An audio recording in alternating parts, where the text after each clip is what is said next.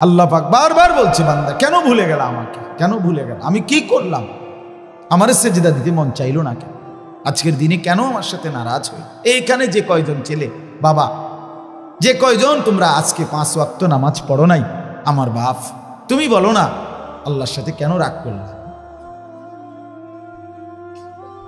কেন নারাজ হইলা, মালিকের সাথে কেন অভিমান করলা। আল্লাযী খালাকাক, আল্লাহ বলে আমি না তোমাকে বানাইছি, ফাসাওয়াক, আমি তো তোমার শরীরে অঙ্গ প্রত্যঙ্গ লাগাইছি, জানো না তুমি বান্দা। ফাআদালাক, আমি তোমার দেহের অঙ্গ সাজিয়েছি, সুবিন্যস্ত করেছি, সামঞ্জস্যপূর্ণ করেছি, একটার সাথে একটা মিলায়ে দিছি। ফি আইয়ি সূরাতিন মা শাআ রাক্কাবাক, আমি যেমন সুন্দর আকৃতিতে সাজিয়েছি এটা আমি করেছি, আমি করেছি। তাফসীরের মধ্যে লিখছে ফি আইয়ি সূরাতিন মা শাআ রাক্কাবাকের মধ্যে তাফসীর আছে, আল্লাহ চাইলে মানুষের আকৃতির মধ্যে, শরীরটা তো মানুষের কিন্তু চেহারার এই আকৃতিটা কুত্তার মতো বানাইতে পারত, হাত পাও তো মানুষের কিন্তু চেহারাটা কুত্তার মতো,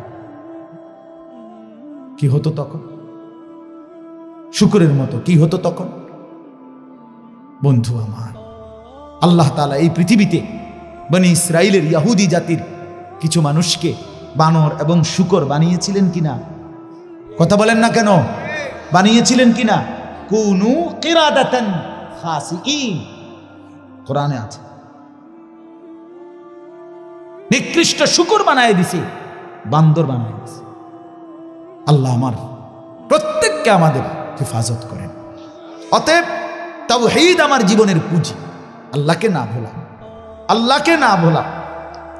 2 নাম্বার হলো রিসালাত, আমার মাথার চুল থেকে পায়ের নখ, আমার জিন্দিগি এবং আমার যত কিছু, আমার হাসি কান্না আনন্দ বেদনা, আমার উঠা বসা নড়া চড়া, আমার বাজার ব্যবসা আয় রোজগার লেনদেন আচার আচরণ, স্ত্রী সংসার পরিবার পরিজন, ঘর বাজার দেশ জাতি রাজনীতি, সব কিছু রাষ্ট্র, সব ব্যাপারে মুহাম্মাদুর রাসূলুল্লাহ সাল্লাল্লাহু আলাইহি সাল্লামের জিন্দেগি পদাঙ্ক সুন্নাত খুঁজে খুঁজে তালাশ করে করে নিজের জীবনে অনুসরণ করা, নিজেকে সেই দাঁচে গড়ে তোলা, এটার নামই হলো রিসালাত। এজন্যই মুহাম্মাদুর রাসূলুল্লাহ সাল্লাল্লাহু আলাইহি সাল্লাম আল্লাহকে যদি বলেন মাওলা আপনার পছন্দ মতো হাসতে চাই, আল্লাহ বলবে বন্ধুকে দেখো, বন্ধু যেমন হাসে ওটাই আমার পছন্দের হাসি। আল্লাহকে যদি বলেন রব্বুল আলামিন আপনার মর্জি মতো খানা খাইতে চাই, আল্লাহ বলে বন্ধুকে দেখো, বন্ধু আমার যেমন খায় এটাই আমার মর্জি মতো খায়।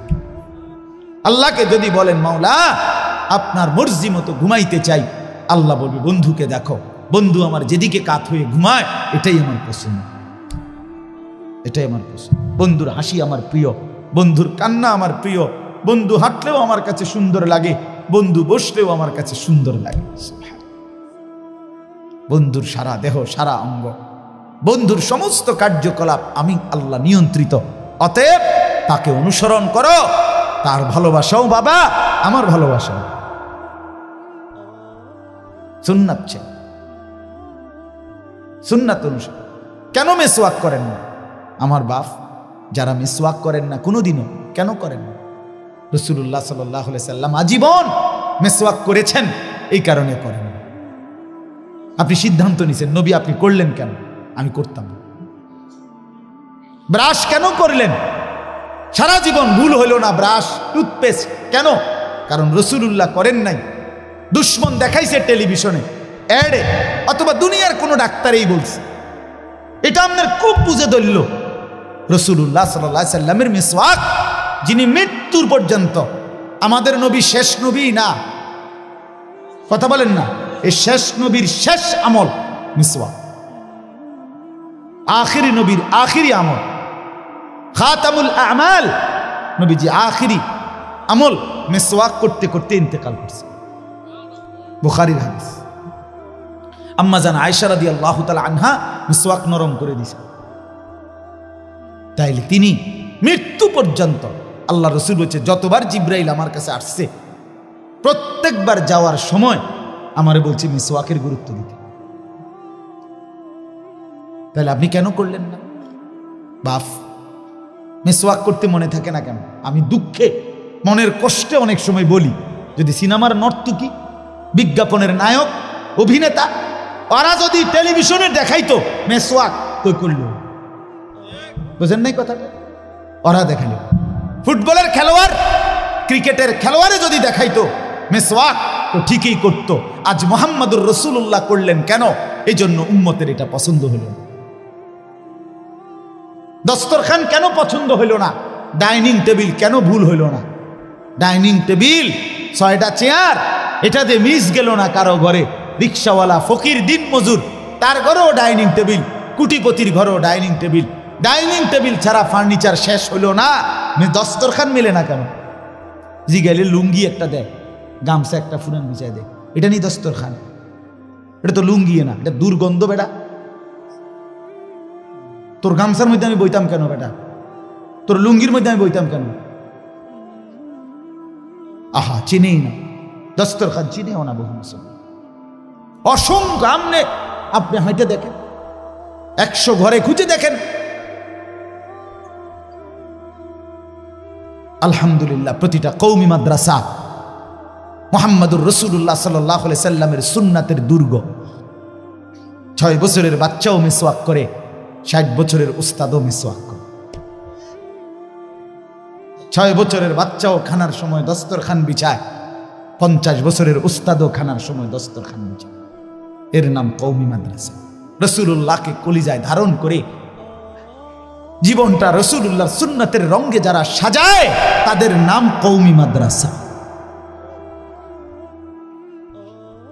আমি সেদিনও বলছি, এরাই বাংলাদেশ, এই মাসুম বাচ্চা, এরাই আগামী প্রজন্ম। ইনশাআল্লাহ পৃথিবীর শেষ প্রান্ত পর্যন্ত বাতিলের যে কোনো আক্রমণ প্রতিহত করার জন্য সর্বসময়ে কলিজার খুন সবার আগে পেশ করছে যারা, তাদের নামই কওমি সন্তান। এটা আমাদের ঐতিহ্য। রক্তে আমাদের জিহাদ ফি সাবিলিল্লাহ, রক্তে আমাদের শাহাদাত ফি সাবিলিল্লাহ, কোনো সন্দেহ নেই। আল্লাহ আমাদেরকে বুঝার তৌফিক দান করেন। এজন্য বাপ, জীবনটা রাসূলুল্লাহ সাল্লাল্লাহু আলাইহি সাল্লামের সুন্নতের আলোকে গড়া, এজন্যই তিনি আসছেন, এজন্যই মুহাম্মদুর রাসূলুল্লাহ সাল্লাল্লাহু আলাইহি সাল্লাম, ওনাকে পাঠানোর মাকসাদ আমার জিন্দেগি ওনার মতো গঠন, আমার বাজার, আমার ব্যবসা, আমার লেনদেন, আমার মুআশারাত, আমার আচরণ, আমার সব কিছু, আমার দেশ, আমার জাতি, আমার রাজনীতি, আমার সমাজ, আমার রাষ্ট্রনীতি, সব কিছু রাসূলুল্লাহ সাল্লাল্লাহু আলাইহি সাল্লামের জিন্দেগির মধ্যে তার সুষ্ঠু সমাধান, সুস্পষ্ট তরিকা, সুন্দর নমুনা আছে না নাই? গ্রহণ করতে কাটসাট করলে হইতো না, কাটসাট করলে হইতো না, এটা কম যেত না, হেডা কম যেত না, রাজনৈতিক আলোচনা করণ যেত না, এটা লইয়া কম যেত না, হেডা লইয়া কম যেত না, না, সব কইতে, সব বলতে হবে, আপনাকে সব শুনতে হবে। রাষ্ট্রপ্রধানও ইসলাম শুনতে হবে, দিন মজুরও ইসলাম শুনতে হবে। মুহাম্মদুর রাসূলুল্লাহ সাল্লাল্লাহু আলাইহি সাল্লাম সর্বোচ্চ ব্যক্তি, তার জন্য মুহাম্মদুর রাসূলুল্লাহ কুলি মজুর, তার জন্য, তিনি সবার জন্য, সবাই শুনতে হবে। আমি একবার এক জায়গায় আমার বেটা কাগজে লিখে দিছে ভদ্রলোকে, এ কি কি কখন যাইতো না, দৈন্তার 9 কান্না লিখছে, 27টা না, এটি কখন যাইতো না, এমনি হইতো না, হেমনে হইতো না, হেমনে হইতো না। পরে লিখে দিছে নিচে কোরআন সুন্নাহর কথা বলবেন। তাই বললাম, আঙ্কেল আমি আসলে মনে কিছু নিয়েন না, এগুলা তো বাদ দিয়া এরপরে কোরআন সুন্নাহর কথাটা কি হইতে পারে স্যাম্পল হিসাবে আপনি কিন্তু 10টা মিনিট কিন্তু কইয়া দেন, আপনি আগে কর, মানে যে এডি বাদ সাদ দিয়া আর এডিরে কয় কোরআন সুন্নাহ, এডি রইছে, আর এরপরে আমি এগুলার ব্যাখ্যা করবো, আপনি কুদ্দুর আগে মূল শিরোনামটা কদ্দুর কইয়া দেন। কয় আমরা কি আর এগুলো জানি? তা আমি ক্লিয়ার লিখলেন, এত ফাজিল আপনারে কে হইতে কইল? ফাইজলামির কোনো সীমা আছে বেটা? তুই বেটা কিছু বোঝো না, এটা কখন যেত না, হিটা কখন যেত না, তো সব বাদ দিয়া কোরআন সুন্নাহর কথা কোনটা তুমি কইয়া দাও, তাহলে তো আমি একটা আইডিয়া পাইলাম যে এইভাবে কইতে পারবো আমি, আমার একটা নমুনা দেখার। এই জন্য বাপ, জিন্দগির সব কিছুতেই আল্লাহ রসুলের কথাই শুনতে হবে, খামখেয়ালি করলে হবে। 23টা বছর আল্লাহ নবী সাল্লাল্লাহু আলাইহি সাল্লাম কষ্ট করছেন।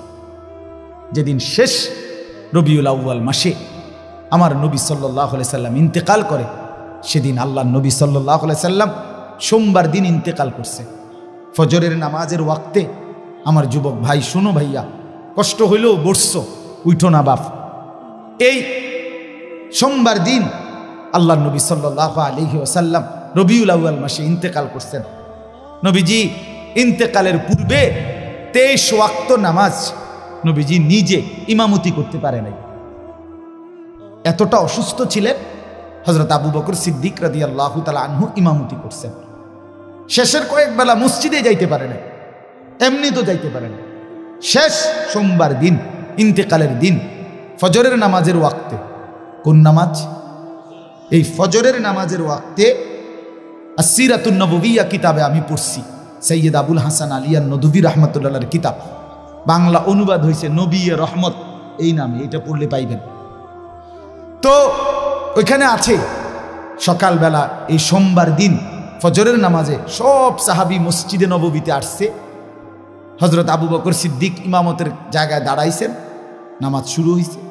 আল্লাহ নবী সাল্লাল্লাহু আলাইহি সাল্লাম বললেন, আয়েশা, তুমি আমারে কনুইয়ের মধ্যে ঠেস দিয়ে আমারে বসাও, আমার হুজরার পর্দা সরায় দাও, আমি আমার উম্মতের ফজরের দৃশ্য দেখব। হযরত আয়েশা রাদিয়াল্লাহু তাআলা আনহা বলেন, আমি নবীজির হুজরার কামরার পর্দা সরাইয়া দিলাম। নবীজির হুজরা আর মসজিদ একসাথেই, এখন যে রাসূলুল্লাহর রওজা মোবারক, যে এটাই হুজরা, বুঝেন নাই কথাটা? তো হযরত আয়েশা বলেন, আমি কনুইয়ের মধ্যে কষ্ট করে ঠেলান দিয়ে বুকে জড়িয়ে আল্লাহ নবী সাল্লাল্লাহু আলাইহি সাল্লামকে বসাইলাম। নবীজি তাকায়া দেখলেন পুরা মসজিদ ভরা, ফজরের নামাজে মুসল্লি ভরা। আল্লাহ নবী সাল্লাল্লাহু আলাইহি সাল্লাম আবু বকর সিদ্দিককে ইমামতি করছে দেখলেন। কিছুক্ষণ দেখে নবী চোখের পানি ফেলে দিলেন, কাঁদতে শুরু করলেন আর বললেন, আয়েশা, আমার 23 বছরের মেহনত সার্থক। আয়েশা, গত 23টা বছর আয়েশা আমি কি কষ্ট না করেছি। গত 23টা বছর আমি তায়েফের পাথরের আঘাতে আমার পিঠটা চালনির মতো ছিদ্র হয়ে গেছে। আয়েশা দেখো, আমি পেটে পাথর বাঁধছি, আমার ঘরে 3 মাস চুলায় আগুন জ্বলে নাই, আমি দান দান শহীদ করেছি, আমার কনুইয়ের মধ্যে লোহার কড়া ঢুকে গেছে, আমার কত সাহাবীর তাজা রক্ত, শাহাদাতের খুন আমি নিজ চোখে দেখছি। আয়েশা, এই সব কিছুর বিনিময়ে আমার স্বপ্ন ছিল আমার উম্মত 5 ওয়াক্ত নামাজ মসজিদ ভরে জামাতে পড়বে। আজ ফজরের নামাজে আমি তা দেখলাম, আমার উম্মত 100 উপস্থিত। আমি আয়েশা সার্থক, আমার 23 বছরের মেহনত সার্থক। এরপরে নবী আসমানের দিকে 2 হাত তুলে বলছে, আল্লাহুম্মা রফিকাল আ'লা, মাওলা আপনি বন্ধুর কাছে এবার আমি যেতে চাই, আমার মাকসাদ পূর্ণ হয়েছিল। এই সেদিন নবীজি জোহরের নামাজের আগে সূর্য পশ্চিম দিকে হেলে যাওয়ার সময় আল্লাহ রাসূল ইন্তেকাল করছে। নবী উম্মতকে শেষ দেখছে ফজরের নামাজ। কোন নামাজ দোস্ত বলেন? শেষ দেখে গেছে, শেষ হাসি, মুচকি হাসি দিছিলেন ফজরে দেখে। ফজরের নামাজ কেন পড়বেন না নামাজ? কিসের কাছে হেরে গেলেন? ফজরের ওয়াক্ত দোকান খোলার টাইম না, ফজরের ওয়াক্ত অফিসের টাইম না, ফজর ওয়াক্ত চাকরির টাইম না, ফজরের ওয়াক্ত কোন কর্মের সময় না, শুধুমাত্র একটা ঘুম, এর দূরের কাছে আপনি হেরে গেলেন। আমার বাপ, আমার ভাই, বাহিরের কেউ না বুঝুক, আপনারা তো বসছেন, আপনারা বলেন কিসের কাছে হেরে গেলেন? বলেন না, আমারে বলেন। ছেলেরা বলো না, ভাইয়া তুমি শক্ত, সামর্থ্য, তাগড়া, জওয়ান, 60 বছরের চাচা যদি উঠতে পারে, তুমি বন্ধু পারবা না কেন? তোমার আবার রাত কি, তোমার আবার দিন কি? জওয়ান তো জওয়ানই, নওজোয়ান চাইলে তো পাহাড় কাইটা সমান করতে পারে, নওজোয়ান চাইলে তো আটলান্টিক মহাসাগর মাটি দিয়ে পুরায় লাইতে পারে, যুবক চাইলে সব পারে। জওয়ানই তো আল্লাহ এই জন্যই দিছে কুওয়াতান, কোরআনে আছে যৌবনকে আল্লাহ বলছে শক্তি, ছোট্টবেলাকে আল্লাহ বলছে দুফান, দুফুন দুর্বলতা। বৃদ্ধকালকেও আল্লাহ বলছে দুফাম ওয়া শাইবা, বুড়াকালটাও দুর্বল। শক্তি কুওয়াত, শক্তি শুধুই যৌবন, শক্তি শুধুই কি যৌবন, যৌবন। রাসূলুল্লাহর একজন সাহাবীর নাম ছিল যায়েদ ইবনে সাবিত। কি নাম কন্ত? আবার কর। এই সাহাবীর বয়স যখন 16, তখন আল্লাহ রাসূল সাল্লাল্লাহু আলাইহি ওয়াসাল্লাম ইন্তেকাল করছেন। তো নবীজির জামানায় যারা কোরআন শরীফ লিখতেন নবীজির নির্দেশে, কাতেবে ওয়াহি বলতো, এর মধ্যে 1 নম্বর ছিলেন এই মিয়া, এই ছোট মিয়া। 1 নম্বর কাতেবে ওয়াহি, ওয়াহি লেখক, কোরআন লেখক রাসূলের জামানায় ছিলেন এই ছোট মিয়া, এই যায়েদ ইবনে সাবিত রাদিয়াল্লাহু তাআলা আনহু। তো নবীজির ইন্তেকালের পরে প্রথম খলিফা হইছেন কে? কথা কোন? সিদ্দিক রাদিয়াল্লাহু তাআলা আনহু। এই তিনি, ওনার আমলে একটা যুদ্ধ হয়েছিল ভণ্ড এক নবীর বিরুদ্ধে, মুসাইলামাতুল কাজ্জাব। ওই যুদ্ধে রাসূলুল্লাহ সাল্লাল্লাহু আলাইহি ওয়াসাল্লামের প্রায় 400-র চাইতে বেশি হাফেজে কোরআন সাহাবী শাহাদাত বরণ করছে। ফলে সাহাবায়ে কেরাম মাশওয়ারা করে সিদ্ধান্ত নিছে, হাফেজে কোরআন যেভাবে শহীদ হইছে, ভবিষ্যতে কোরআনুল কারীম পূর্ণ একসাথে পুরা কোরআন লিপিবদ্ধ না করাইলে পরবর্তী সংরক্ষণ কষ্ট হইয়া যাবে। সর্বসম্মতিক্রমে সিদ্ধান্ত হইছে কোরআনুল কারীম পুরাটা একসাথ করবে। মানে এর আগে নবীজির জামানায় লেখা আছে কিন্তু আলগা আলগা, ওনার কাছে 10 আয়াত, ওনার কাছে 1 সূরা, ওনার কাছে 2 আয়াত, ওনার কাছে 4 আয়াত, এরকম এরকম, বুঝছেন নি? একসাথে কারো কাছে নাই নবীজির জামানায়। এই আবু বকর সিদ্দিক প্রথম উদ্যোগ নিলেন ওনার খেলাফত আমলে, যার কাছে যা আছে সব সংগ্রহ করবে, 1 আয়াত 10 জনের কাছে থাকুক, সবটি লইব, সব একত্র কইরা যাচাই বাছাই করে পুরা 30 পারার ধারাবাহিকতা একসাথ করবে। কাজটা কি এমনি 10 টাকার বুট কিনুন খামখেয়ালি? এই 1.25 লাখ সাহাবীর প্রত্যেকের থেকে সংগ্রহ করা, এগুলোর যাচাই বাছাই করা, এগুলোর ধারাবাহিকতা ঠিক করা বিশাল কাম না? কথা বলেন না? এনে কামটা করবে কে? এটার মানে হেড অফ দ্য ডিপার্টমেন্ট, প্রধান কে হবে? এটা প্রথম কামটা করবে কে? হযরত আবু বকর সিদ্দিক রাদিয়াল্লাহু তাআলা আনহু প্রথম নাম প্রস্তাব করলেন এই 16 বছরের তাগড়া জওয়ান যায়েদ ইবনে সাবিতের নাম। বলে ওরে ডাক দাও। ওনারে আনছে। হযরত আবু বকর সিদ্দিক জিজ্ঞেস করছেন, যায়েদ বলো তো তুমি পারবানি এটা করতে? এই কোরআন সংকলনের এই বিশাল কাজ তুমি করতে পারবা কিনা? আমি যে কথাটা বুঝাইতে চাইছি আমার ভাই শুনেন। ওই সাহাবী বলতেছে, আমিরুল মুমিনিন আবু বকর সিদ্দিক, আপনি যদি আমাকে বলেন এই চোখের সামনের পাহাড়টা কাইটা আরেকখানে স্তূপ দিতে, আমি যায়েদ সেটাও পারবো ইনশাআল্লাহ। আপনি কইলেন কি আমার পারতাম না? মানে আমি নওজোয়ান না? আমি পারবো না তো কে করবে? আমি পারবো না কেন?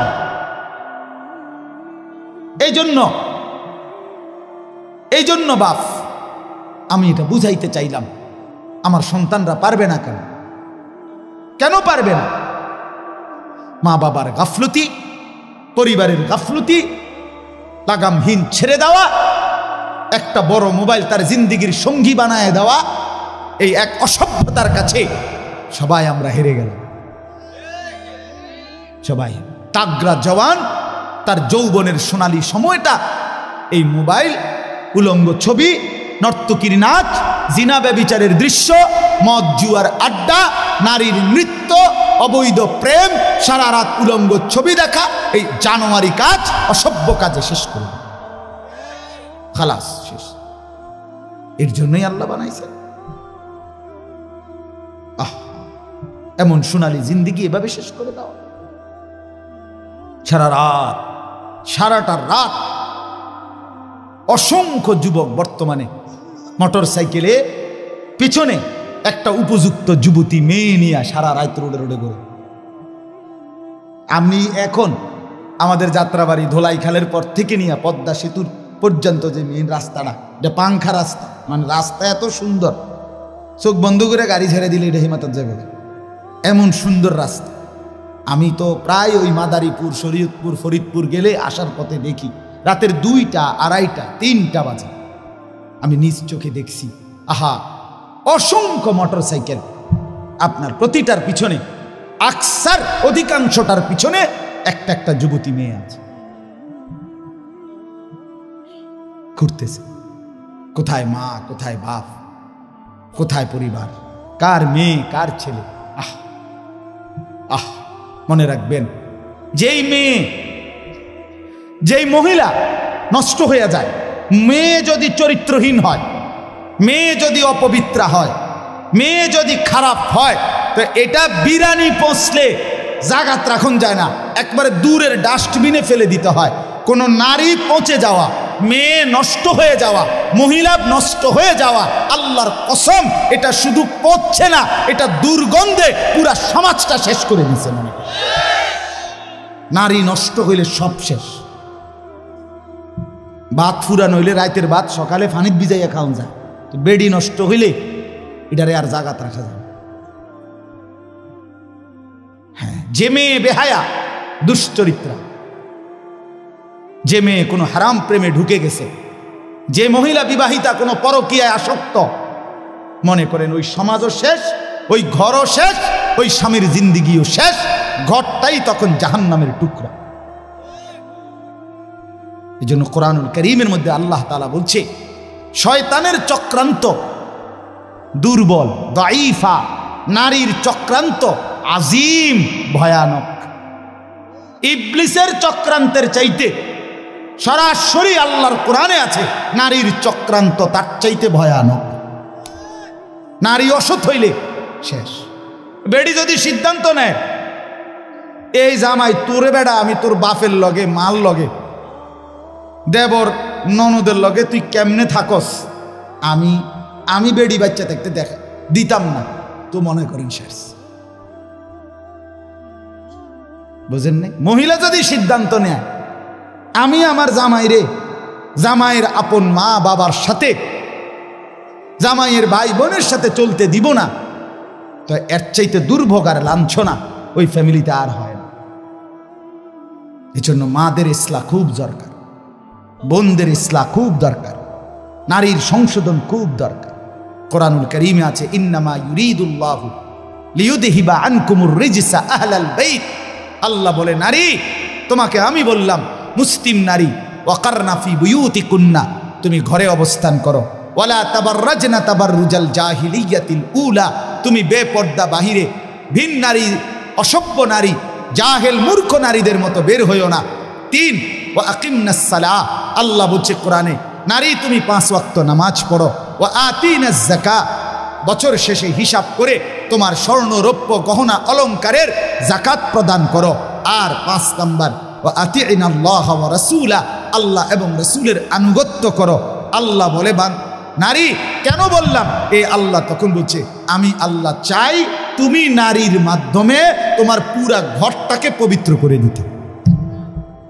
যে নারী নামাজি, যে নারী চরিত্রবান, কসম আল্লাহ, সে ঘর পুরা পবিত্র হয়েছে। আল্লাহ আমাদের বোনদেরকে তৌফিক দান করেন, আল্লাহ আমাদের মাদেরকে তৌফিক দান করেন। হ্যাঁ বাপ, আপনারা যত্নবান হন। আমি প্রত্যেক দিন বলি, খাট পালং আর সোফা, ফার্নিচার আর দালান বিল্ডিং, টাইলস আর বাথরুম, এটা আপনার জিন্দিগির কামিয়াবি না। আপনার স্ত্রী সন্তানের ঈমান, আপনার স্ত্রী সন্তানের নামাজ, আপনার স্ত্রী সন্তানের পর্দা, আপনার স্ত্রী সন্তানের কোরআন, আপনার স্ত্রী সন্তানের হালাল হারাম মেনে চলা, আল্লাহর কসম এটাই আপনার সংসার, এর মধ্যেই আপনার সফলতা, এর মধ্যেই আপনার জান্নাত, এর মধ্যেই আপনার পরকালের মুক্তি। আল্লাহ বুঝার তৌফিক দান করে। শেষটা হইল আখিরাত, এটাই শুধু তর্জমা বললে আপনারা বুঝে ফেলুন। শেষ এক হইল, জীবনের সব কিছু আমার হবে কার থেকে? আর জীবনের সব কিছু আমাকে সাজাইতে হবে কার মতো? এই সহজ বুঝলেন না? আর রয়েছে কি? আমার জিন্দিগির আল্লাহকে সবসময় স্মরণ রাখা, রসুলুল্লাহর মতো জীবন গড়া। কেন কেন এগুলো দরকার? কেন? ভাত মাছ চাল ডাল দালান বিল্ডিং করার জন্য না, আখিরাতের জন্য। আমার কবর, আমার হাসর, আমার মিজান, আমার ফুলসেরাত, আমার পরকাল, আমার আখিরাত, আমার জান্নাত, আমার জাহান্নাম থেকে মুক্তি, এর জন্য আমাকে তাওহীদ ঠিক রাখা, রসুলুল্লাহর অনুসরণ ঠিক রাখা, এটা জরুরি। তাহলে আমার জীবনের তিনটা জিনিস, তাওহীদ, রিসালাত, আখিরাত। বলেন আবার কোন? এইবার তরজমা শুনুন, তাইলে কথা শেষ। আল্লাহ তাআলা বলেন বিসমিল্লাহির রহমানির রহিম, কোরআনুল কারীমের ৭৫ নম্বর আয়াত। আরে সূরা কত নাম্বার?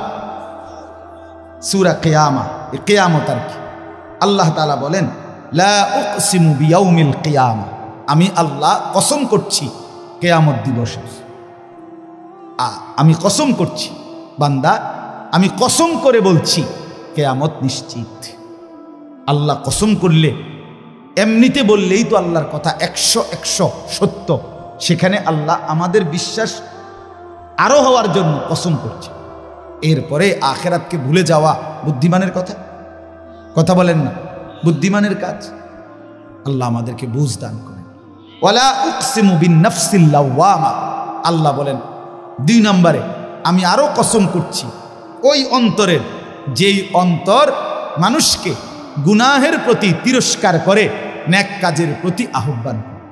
এমন একটা দিলের যদি কাউকে আল্লাহ এমন একটা দিলও দান করে, বড় মুবারক, বড় মুবারক, বড় ভাগ্যবান। এটাকে নফসে মুমিনাও বলে, নফসে লাওয়ামাকে। মানুষের ভিতরের এই প্রবৃত্তি, মানে আমাদের ভেতরের চাহিদা, প্রত্যেকের ভিতরে এই চাহিদা, এই নিয়ামতটা যদি না থাকতো দুনিয়া চলত না। দুনিয়া চলে, আপনি বইয়া রয়েছেন, কি ওড়ো না, মনে হয় না, বাদ খাইতে না, মনে হয় না, চলো না আইটে না, ভাল লাগে না, আপনি সাদা কথা ঠিক কিনা বলেন না কেন? মানে এইটা যদি না থাকতো ভিতরে প্রবৃত্তি, চাহিদা, সব তস্তস হয়ে যেত, সব তস্তস হয়ে যেত। তো এই প্রত্যেক মানুষের নফস, ভিতরের চাহিদা, নফস এটা ৩ প্রকার। কয় প্রকার? ৩। প্রথম, প্রত্যেক আত্মার প্রথম চাহিদা গুনাহের দিকে আহ্বান। মন প্রথম চায় গুনাহ করতে, মন প্রথম চায় অলসতা, মন প্রথম চায় অবহেলা, মন প্রথম চায় নাফরমানি, মন প্রথম চায় অবাধ্যতা। ৬০ বছর যার ফজরের নামাজ কাজা হয় নাই, ওই ব্যক্তির মনেও প্রথম শয়তান অথবা নফস তাকে ধোকা দেয়, আচ্ছা উঠতে আরি, সবসময় তো রাহো না, ইন্নান নাফসা লাআম্মারাতুম বিসসু। প্রত্যেক মানুষের অন্তর প্রথম গুনার দিকে আমন্ত্রণ করে। কিসের দিকে? এটাকে বলা হয় আপনার প্রথম নফসে আম্মারা, যেটা গুনার দিকে ডাকে। ২ নাম্বার হলো নফসে লাওয়ামা, ভিতরে এমন একটা প্রবৃত্তি তৈরি করা, যেই প্রবৃত্তি, যেই চাহিদা আমাকে যখনই গুনাহ হয় তখনই তিরস্কার করে। আহা কি করলো, আহা কি করলো, এটা কেন করলো, মিথ্যাটা কেন বললাম, চুরিটা কেন করলাম, লোকটাকে কেন গালি দিলাম, নর্তকী কেন দেখলাম, নাচ গান কেন দেখলাম, লোকটাকে ওজনে কম দিলা কেন, এই বেটার উপরে জুলুম করলা কেন। এই যে বিবেকের দংশন, বিবেকের দংশন, অনুভূতির টানাপোড়ন, নিজের কলিজার মধ্যে জ্বলা পোড়া, আহা নামাজটা ছুটে গেল, আহা আর একটু আগে দাঁড়াইলে জামাতটা পাইতাম, আহা প্রথম রাকাতটা কেন পাইলাম, কেন কেন ফজরের নামাজটা জামাত ছুটে গেল। এই যে একটা অস্থিরতা, এই যে একটা বেচাইনি, বেচাইনি। আজকে সারাদিনে হায় হায় একবারও আল্লাহকে ডাকলাম না, একটু কোরআন শরীফও করতে পারলাম না, কাউকে 10টা টাকা দান করতে পারলাম না। এই যে যে কোনো নেক আমলের প্রতি একটা অস্থিরতা, গুনাহের প্রতি একটা নিজের অস্থিরতা, কেন করলাম, এই কেন আমল ছুটে গেল, এতটুকু চাহিদা যদি কোনো দিলের মধ্যে থাকে, এটাকে বলা হয় নফসে লাওয়ামা। এর থেকে নিচে মুমিনের নামা উচিত না। এর থেকে নিচে নামলে তারে মুমিনের অন্তর বলে না, তারে ইমানদার বলে না। দৈন্তান্না কান্না রাসূলুল্লাহ সাল্লাল্লাহু আলাইহি সাল্লাম বলেন, ইজা সাররাতকা হাসানাতুকা ওয়া সাআতকা সাইয়্যাতুকা ফাআনতা মুমিন। নেক কাজ করলে যদি তোমার ভাল লাগে, গুনার কাজ করলে যদি তোমার কষ্ট লাগে, তাহলেই তুমি মুমিন, তাহলে এখনো তোমার ঈমান। কিন্তু বছরের পর বছর গুনার পরেও যখন বিবেকের কোনো দংশন নাই, তোমার ঈমান নাই। নাউযুবিল্লাহ। এটাই আমি বলতে চাইছি। প্রথম 10টা বছরে কেন মনে পড়লো না বিবি বাচ্চাকে টেলিভিশন থেকে ফেরানো দরকার? 10টা বছর টানা কেন মনে পড়লো না দাড়ি কাটা বন্ধ করা দরকার? 30 বছরে কেন মনে পড়লো না বিড়ি সিগারেট খাওয়া ছেড়ে দেওয়া দরকার? 20 বছরে কেন মনে পড়লো না সুদ ঘুষ ওজনে কম দেওয়া, মিথ্যা বাটপারি কামাই ছেড়ে দেওয়া দরকার? আপনার দিল আর দিল নেই, আপনার অন্তর আর ভেতরটা কি মরে গেছে।